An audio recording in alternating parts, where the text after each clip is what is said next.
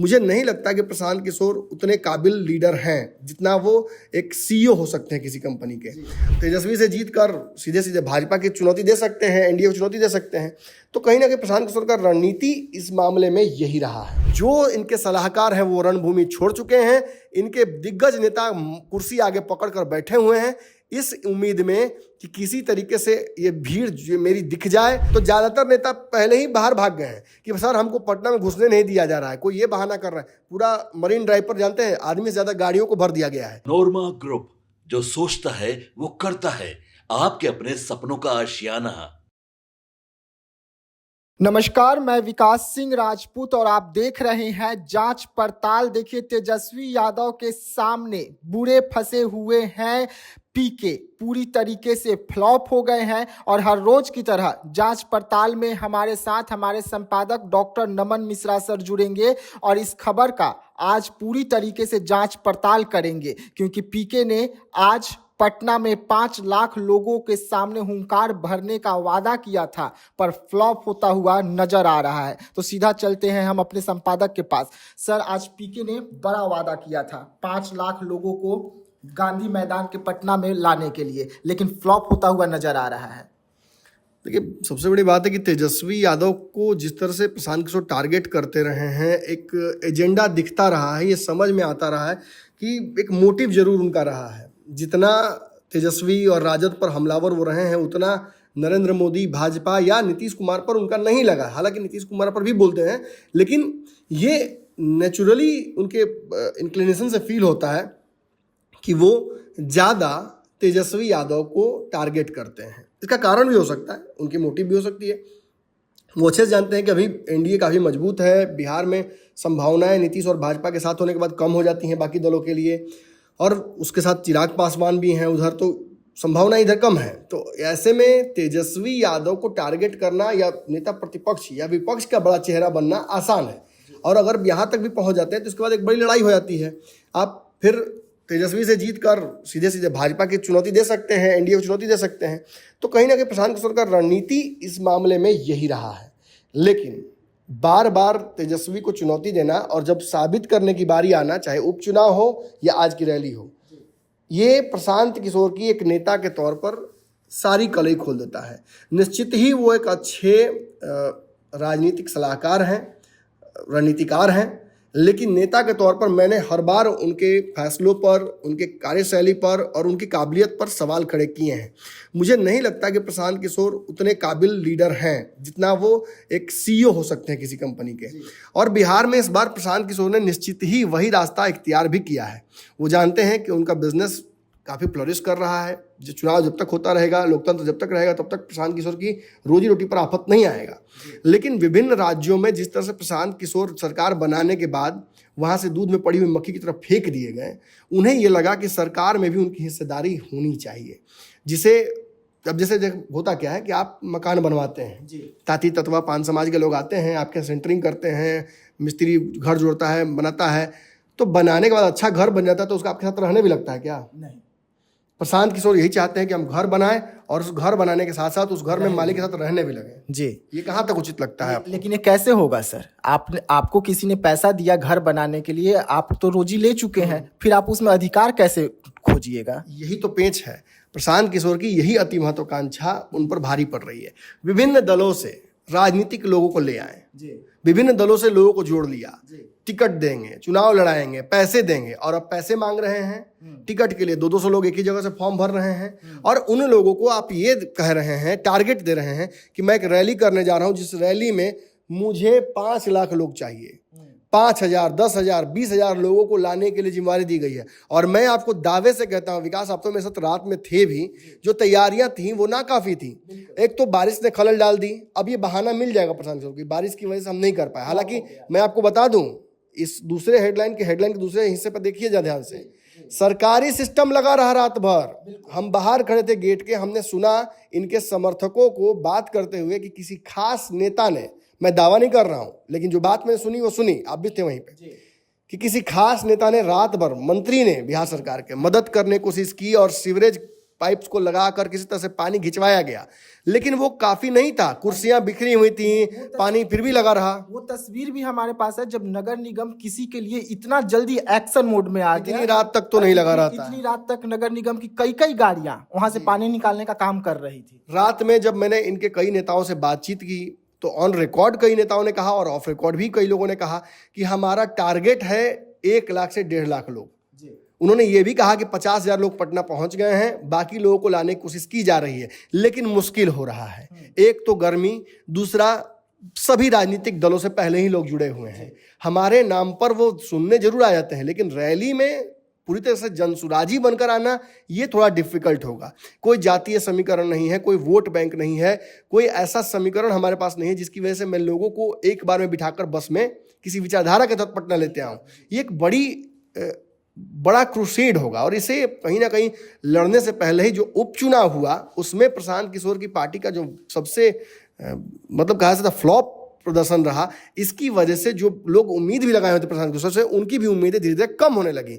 और कल जो मैंने बातचीत की अलग अलग नेताओं से, ये बात भी स्पष्ट हुई कि प्रशांत किशोर की इस रैली में जो बारिश के अलावा जो मैनेजमेंट है उसने भी बड़ा खलल डाला है। प्रशांत किशोर के लोग प्रोफेशनली लोगों को फोन कर करके टारगेट दे रहे हैं कंपनी की तरह कि आपको इतना कम टारगेट पूरा करना है, नहीं कीजिए तो टिकट नहीं मिलेगा। इस वजह से भी कई लोग नाराज हैं, अपनी क्षमता से अधिक लोग लेकर आने की कोशिश कर रहे हैं, लेकिन ऐसा संभव होता नजर नहीं आ रहा है। इस वक्त हमारे एक रिप्रेजेंटेटिव वहां मौजूद भी हैं, लगभग 2:30 बजने वाले हैं और इस वक्त पूरी तरीके से खाली हैं कुर्सियां। मैंने वहां पे मौजूद व्यक्ति को फोन भी किया जो जनसुराज से टिकट के इच्छुक हैं, उन्होंने भी कहा कि 5 से 10,000 लोग अभी जुटे हैं। मैंने पूछा कितने लोग जुटेंगे, तो 3 अलग नेताओं को मैंने जनसुराज के फोन किया, अच्छे नेताओं को, ऊपर के नेताओं को। एक ने कहा कि 50,000 भी अब पुरजा बहुत है, किसी ने कहा कि 20 से 25,000 लगता है कि अब होगा। प्रशांत किशोर के बारे में पूछा कि क्यों नहीं पहुंच रहे हैं, 2 बजे पहुंचना था उनको, तो लोगों ने कहा कि भीड़ ही नहीं आई तो नेता कैसे आएंगे। नेता को 5 बजे तक हमने टाल दिया है और अब पटना के आसपास के हॉस्टलों को, पटना के आसपास के फुटपाथों को छाना जा रहा है। रिश्तेदारों को फोन कर रहे हैं नेता जो पटना के आसपास लड़ना चाहते हैं, किसी तरह से आओ, 10-10 लोगों को लेके आओ, 20-20 लोगों को, जितने लेके आ सकते हो ले आओ। कोई राजद का झंडा अंदर मन में रखे हुए वो पहुंचेगा, कोई कांग्रेस का झंडा अंदर रखे हुए वो पहुंचेगा, कोई भाजपाई है वो पहुंचेगा। क्यों पहुंचेगा? क्योंकि उसका रिश्तेदार चुनाव लड़ना चाहता है। लेकिन क्या वो कमल के बजाय जनसुराज का बटन दबाएगा? बहुत बड़ा क्वेश्चन है। अगर प्रशांत किशोर इस रैली में 2 लाख लोगों को भी जुटा लेते हैं अब से भी, तो मैं उनके इस कार्यक्रम को सफल मानूंगा। लेकिन वर्तमान में इस वक्त इनका कार्यक्रम पूरी तरीके से फ्लॉप हो चुका है। जो इनके सलाहकार हैं वो रणभूमि छोड़ चुके हैं, इनके दिग्गज नेता कुर्सी आगे पकड़कर बैठे हुए हैं इस उम्मीद में कि किसी तरीके से ये भीड़ जो मेरी दिख जाए। और चूंकि ड्रोन और अलग अलग जो नए उपकरण है वो लगा रखे हैं प्रशांत किशोर की टीम ने कि कौन कितना भीड़ लाया है वो भी बता देंगे। तो ज्यादातर नेता पहले ही बाहर भाग गए हैं कि सर हमको पटना में घुसने नहीं दिया जा रहा है। कोई ये बहाना कर रहा है, पूरा मरीन ड्राइव पर जानते हैं आदमी से ज्यादा गाड़ियों को भर दिया गया है कि ये बहाना किया जा सके। हाँ, खाली गाड़ी भरा हुआ है, एक गाड़ी में 3-3 2-2 लोग आए हैं और गाड़ियां भरी हुई हैं। और ये एहसास कराया जाएगा अब सबको कि सरकार ने हमारी रैली फ्लॉप करा दी, हमें जेपी सेतु के बाद आने नहीं दिया गया, आरा से घुसने नहीं दिया गया, बेटा पे रोक लिया गया, फतुहा में रोक लिया गया। ये रणनीति बन रही है इस वक्त। प्रशांत किशोर इसी बात का जो मंथन अपने टीम के साथ कर रहे हैं कि इस रैली तो फ्लॉप हो गई, अब कैसे यहाँ से आगे राजनीति करनी है, कैसे अपने विरोधियों का जवाब देना है और नमन मिश्रा को क्या कहना है। क्योंकि नमन मिश्रा तो ये बात शुरू से कह रहा है कि एक प्रशांत किशोर की राजनीति का कोई फिक्स्ड एजेंडा नहीं है, कोई फिक्स विचारधारा नहीं है। दरअसल विभिन्न राजनीतिक पार्टियों का एक कॉकटेल बना लिया इन्होंने। जितने दिलजले हैं जिस पार्टी में, सबको अपने यहाँ रख लिया है। तो दिलजलों की फौज जो है वो हरकतें भी तो ऐसी ही करेगी ना। निश्चित ही यह रैली तेजस्वी यादव, चिराग पासवान और नीतीश कुमार के समक्ष बहुत फ्लॉप हुई है। और अब तक जो अभी भी जो तस्वीरें सार्वजनिक आ रही हैं, तो दिखा भी रहे हैं आपको, टाइम के साथ हम तस्वीर दिखा रहे हैं। ये 2 घंटे की गैप की तस्वीरें हैं। इन तस्वीरों को देखकर ये समझ में आ रहा है कि रैली से खुद ही जो नेता हैं वो रण छोड़कर भाग रहे हैं और जो लोग टिकटार्थी हैं उनकी मजबूरी है, पैसा दे चुके हैं फॉर्म का, अलग अलग कार्यक्रमों में पैसा इन्वेस्ट किया है। तो जो नेता भीड़ लेकर आए हैं वो अपना कुर्सी इसलिए पकड़े हुए हैं कि टिकट तो अब मेरा कहीं जा नहीं रहा है, कंपटीशन में लोग जो थे वो नहीं ला पाए भीड़। और रही बात कार्यक्रम की, तो इस कार्यक्रम को हिट कराने का मनसा तो इन नेताओं के जो टिकटार्थी हैं इनमें से किसी को नहीं था। एक सवाल ऐसे में उठ रहा है सर, जैसे हम लोग रात को वहाँ करीबन 2 बजे तक हम वहाँ पे थे गांधी मैदान में, सब कुछ अपने आंखों से देख रहे थे। अगर प्रशांत किशोर और उनकी टीम चाहती तो इसे नहीं करती, मौसम के ऊपर मौसम का लेकर कह देती कि भाई मौसम की वजह से ये हम टाल दिया गया। इसी बात का तो मैं कायल हूँ प्रशांत किशोर का। मैं इस बात को लेकर बहुत उनका मैं कह सकता हूँ कि प्रशंसक भी हूँ। रन नहीं छोड़ते हैं। आज भले 2 बजे तक अभी तक नहीं आए हैं, लेकिन ये स्ट्रैटेजिक मूव है। अगर कंप्लीटली ही नहीं आएंगे तब तो रन छोड़ कहलाएंगे, लेकिन ऐसा लगता नहीं है मुझे प्रशांत किशोर ऐसा करेंगे नहीं। लास्ट में 5000 लोग भी अगर बचेंगे तब भी वो कार्यक्रम में आएंगे जरूर, भले बहाना कुछ ऐसा उठपटांग देंगे जिसकी वजह से उसका लॉजिक ही नहीं बनेगा।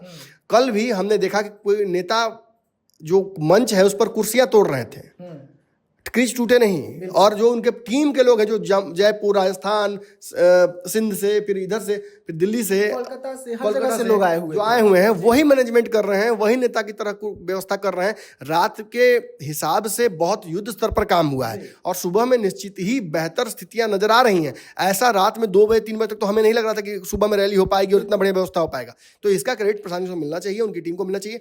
नेतागिरी तो अच्छा नहीं करते, राजनीति तो अच्छा नहीं करते, लेकिन मैनेजमेंट बहुत तगड़ा करते हैं।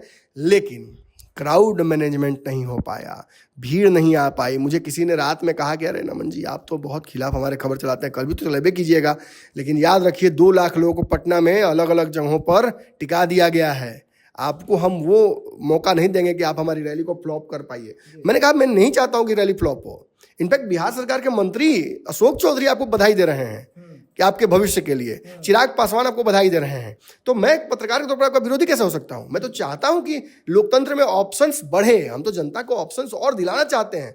और स्थायी तो सही हमारी लड़ाई है। 20 साल से बिहार के मुख्यमंत्री नीतीश कुमार है, अब उनको हटाने का समय आ गया है। जनता और नए ऑप्शंस जब तक सामने नहीं आएंगे तब तक जनता के पास ऑप्शन भी नहीं आएगा। लेकिन अगर प्रशांत किशोर ऐसे छोटे छोटे स्ट्रैटेजिक मिस्टेक करेंगे तो एक बड़े रणनीतिकार के तौर पर भी उनका बिजनेस भी हैम्पर होगा।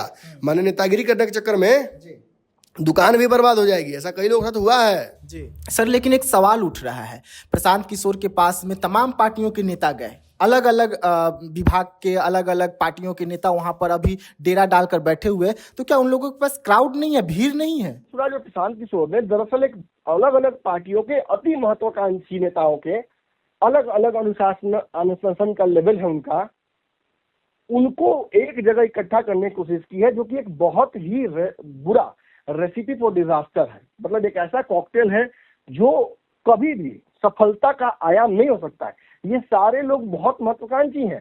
प्रशांत किशोर की पार्टी में आने का मकसद ही ज्यादातर लोगों के लिए ये है कि उनकी पार्टी उनको टिकट देगी या नहीं। सिटिंग सांसद या कोई मजबूत प्रत्याशी उनसे है, लेकिन वो भी मजबूत नहीं, कम नहीं है, दूसरे नंबर पर वही आते हैं।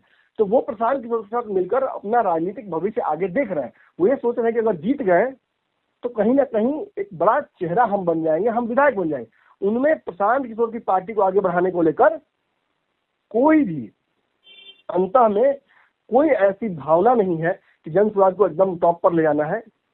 वो जानते हैं कि पैसा देना है, फॉर्म भरना है, पैसा देना है, चुनाव लड़ना है। तो ऐसे में एक बड़ा ही सीधा साधा रिश्ता हो गया ये। आप जियो का सेट हुए हैं, उसका बिल भरते हैं, अगर अंबानी आपके सामने आ जाए और कहे कि भाई बड़ा अच्छा लगा मिल के आपसे, तो एक बड़े पैसे वाले आदमी के तौर पर आप उनसे मिल जरूर लीजिएगा। लेकिन अंबानी अगर ये कुछ आपसे व्यक्तिगत डिमांड कर दें कि भाई इतने दिन से दोस्ती तुमसे रही है, इतने दिन से मेरा सिम यूज कर रहे हो, एक काम मेरे लिए नहीं कर दोगे, 20,000 भेज दो ना, भेज दीजिएगा? नहीं भेजिएगा। बिल्कुल। ये जो रिश्ता है पूरी तरह से कॉर्पोरेट रिश्ता है, प्रोफेशनल रिश्ता है।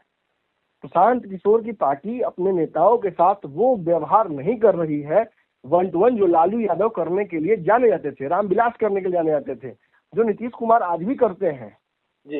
ये व्यवहार या नरेंद्र मोदी करते हैं, कार्यकर्ताओं का पैर धोना, उनसे मिलना, एक जीरो लेवल के कार्यकर्ता को मंच पर बिठाना। हमने देखा भाजपा की दिल्ली में जीत का सबसे बड़ा कारण क्या था, एकदम जीरो लेवल पर बिल्कुल जो मंडल अध्यक्ष है उनको मंच पर जगह दी जाती है, वो भाषण देते हैं और वो सांसदों विधायकों के साथ बैठते हैं।